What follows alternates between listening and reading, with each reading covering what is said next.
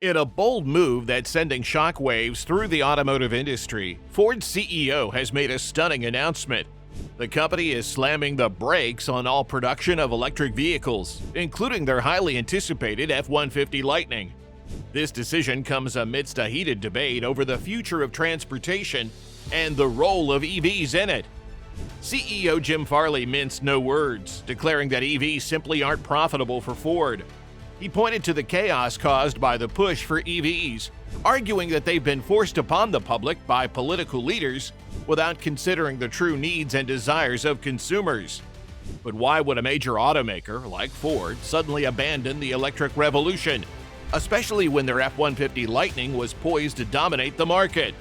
Let's dive into the reasons behind Ford's shocking decision.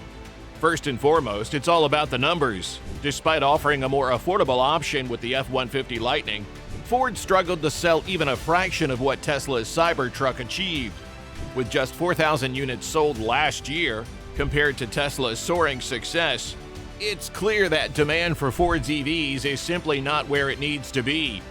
This raises the question, why aren't people flocking to buy Ford's electric pickup? Is there something inherently wrong with the vehicle itself? Or is there more to the story? But hey, before we continue, if you're enjoying this video, do well to give us a thumbs up and hit the subscribe buttons to show your support.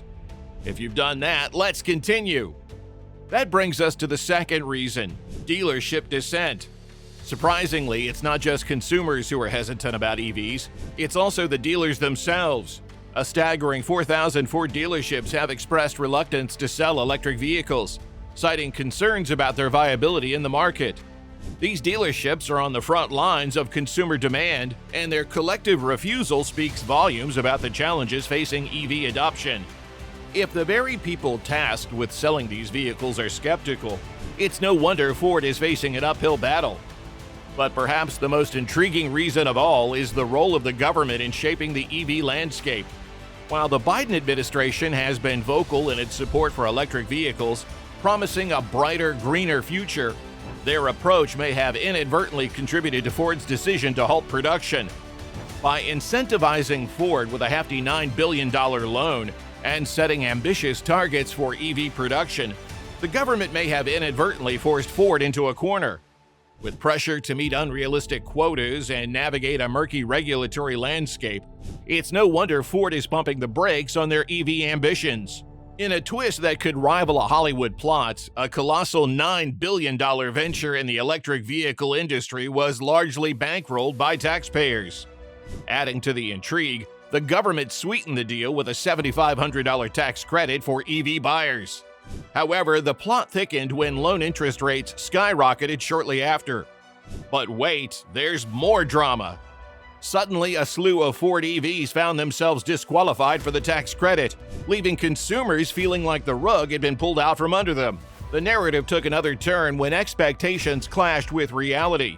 While the government hoped for EVs to fly off the shelves like hotcakes, the average sticker price soared to a staggering $65,000. Who would willingly shell out that kind of money for an EV with a paltry 200-mile range? It seemed like a steep price for limited mileage. And just when you thought the storyline couldn't get any more intense, the government tightened its grip on automakers, issuing ultimatums: meet EV sales quotas or face hefty fines. Jim Farley, caught in the crossfire, grappled with a conundrum.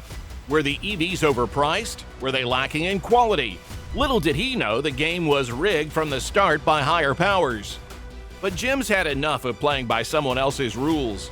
He's decided to pivot back to meeting the demands of the people. Now, let's shift our focus to a critical subplot: quality concerns plaguing EVs. In the race to dominate the electric vehicle market and rake in profits, car manufacturers seem to be cutting corners on quality, resulting in a staggering number of recalls. Imagine this, more than 1.5 million EVs recalled in just one calendar year. That's mind-boggling, right? Let's start with the big player, Tesla.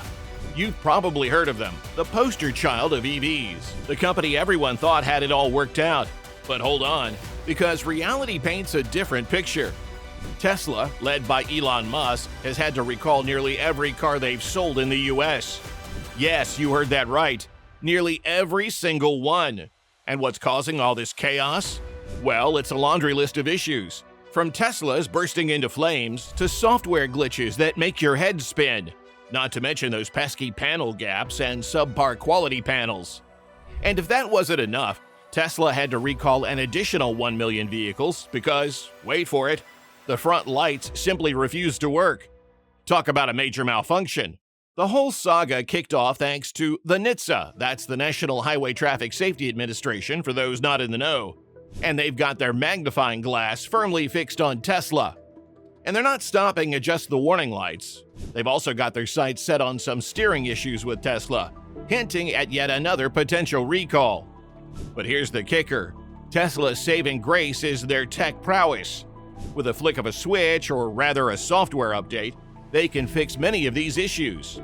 But unfortunately, it's not just Tesla in the hot seat. Other major players in the industry are also facing their fair share of recalls. General Motors has set the automotive world abuzz with a colossal recall, affecting a staggering 140,000 of its sleek Chevy Bolt EVs. Picture this, cruising along the road, basking in the eco-friendly glory of your electric vehicle, only to be jolted by the shocking revelation that your very own ride could pose a fire hazard. Yes, you heard it right. A potential fire risk lurking beneath the seemingly smooth surface of these battery-powered beauties. So, what's the deal, you might wonder? Well, it all boils down to a fancy piece of technology known as the front seatbelt pretensioner, designed to enhance safety by tightening the seatbelts in the event of a collision. This seemingly innocuous gadget has been discovered to have a not-so-cozy relationship with the carpet fibers, potentially sparking a fiery inferno in the aftermath of a crash. But wait, it doesn't stop there. This recall isn't limited to a handful of vehicles. Oh no, it spans a wide range of models from 2017 all the way up to 2023. That's right, folks. We're talking about a significant chunk of Bolt EVs out there with this fiery secret lurking beneath their hoods. But GM isn't the only player in the game facing a barrage of recalls. Ford finds itself in hot water as well, with a recall affecting 35,000 of its Mustang Mach-E's. And it doesn't end there.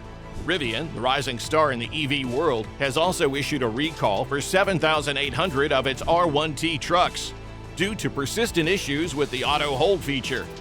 Even more budget-friendly options like the Kia EV6 and the Niro EV have found themselves caught up in the recall frenzy. Now, you might be wondering, what does all this mean for the average consumer? Well, it paints a rather grim picture of an industry seemingly more focused on churning out electric vehicles for profit than on ensuring the safety and satisfaction of its customers. With news outlets flooded with reports of EV recalls, it's easy to see why consumer confidence might take a hit.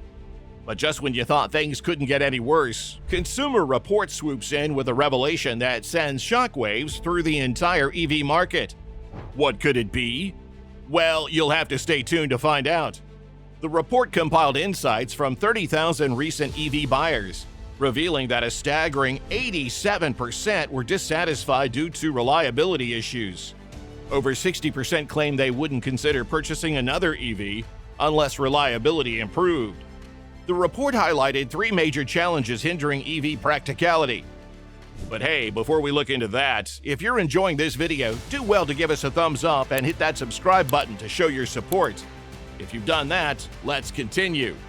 Firstly, the scarcity of charging stations poses a significant hurdle. Despite substantial investments from automakers like Ford, GM, and Volkswagen, amounting to billions of dollars, potential EV buyers remain wary due to insufficient charging infrastructure. Surveys indicate that 32% of prospective buyers are deterred by the lack of charging stations, likening it to planning a road trip without adequate gas stations, a disconcerting prospect. Despite efforts by the Biden administration and collaboration among automakers to enhance the charging network, the issue persists. The quest for a charging station still feels like a challenging scavenger hunt for many, raising questions about when this inconvenience will be alleviated. Moving on to cost, acquiring an EV entails more than just purchasing the vehicle itself. The additional expenses associated with setting up a charging infrastructure compound the financial burden. Home chargers, ranging from $300 to $1,000, are essential accessories, adding to the overall cost. Furthermore, the prospect of relying on federal tax credits for relief is dampened by the limited eligibility of certain EV models, compounding the financial strain for prospective buyers. Let's do another quick number crunch. We're comparing the sleek Tesla Model Y to the sturdy Audi Q5. And let me tell you, the upfront cost difference is a mere $100 in favor of the Tesla. But hold on, because the real savings start rolling in after 5 years, with Tesla owners pocketing a cool $1,525 in savings on fuel and maintenance. Not too shabby, right? But hey, it's a waiting game. Now, let's switch gears to the Nissan Leaf versus the trusty Sentra. Here's where things get a bit gritty. With no federal tax credit for the Leaf, it's nearly $10,000 pricier than its gas-guzzling cousin. Ouch! It takes a whopping 12 years of savings on charging costs just to break even. Talk about waiting for a bus in the pouring rain, am I right? But here comes the repair costs. Repairing an EV after a crash, that'll set you back a hefty 49% more than fixing a traditional car, with an average bill of $6,618 for EVs, compared to just $443 for gas cars.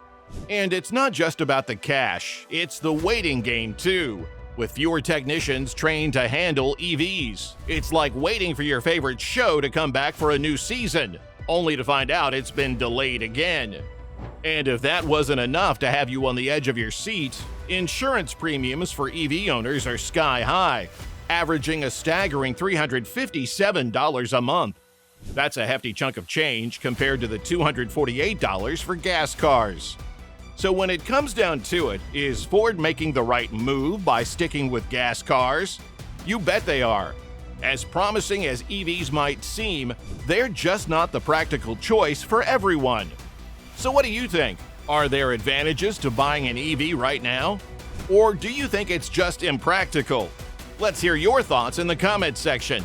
Alright, we've come to the end of this video. If you enjoyed it, don't forget to hit the like and subscribe buttons and let us know your thoughts in the comments section. We'll see you in the next video.